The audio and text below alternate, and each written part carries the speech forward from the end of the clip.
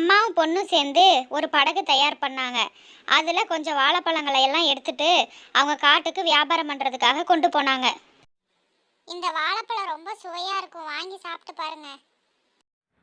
உன் பழத்தை பார்த்தாலே நல்லா ஃப்ரெஷ்ஷாக இருக்கு. கொஞ்ச நேரத்துலலாம் எல்லா வாழைப்பழங்களும் வித்துருச்சு. வித்துட்டு அந்த காசை எடுத்து அவங்க காட்டுக்கு கிளம்பி போனாங்க. மீனுக்குருவி கொஞ்சம் கூட பேராசைப்படாம அவங்க காட்டுல இருந்து கொஞ்சம் கொஞ்சமாக வாழைப்பழங்களை எடுத்துட்டு வந்து இந்த காட்டில் வியாபாரம் பண்ணுச்சு. ஆனால் வியாபாரம் பண்ண கொஞ்ச நேரத்துல வியாபாரம் நல்லா ஓடுச்சு. அந்த சமயத்தில் காஞ்சனாக்காக அங்கே வந்தது. ஏ குருவி, என் வீட்டில் நீ வேலை பார்த்தவ தானே? ஆமாக்கா, உங்கள் வீட்டில் வேலை பார்த்தவ தான். உங்களுக்கு நான் ரொம்ப நன்றி சொல்லணும். நீங்கள் வீட்டை விட்டு என்னை வெளியே அனுப்பலைன்னா நான் இந்த நிலைமைக்கு நான் வந்திருக்கவே மாட்டேன். இன்னமும் கஷ்டப்பட்டுட்டு தான் இருந்திருப்பேன். என்னது, வாழைப்பழம் விற்று இந்த நிலைமைக்கு வந்துட்டியா? உண்மையாவா? ஆமாம் ஆண்டி, இப்போ நாங்கள் நல்ல நிலைமையில இருக்கோம். எங்கள்கிட்ட நிறைய பணமும் இருக்கு.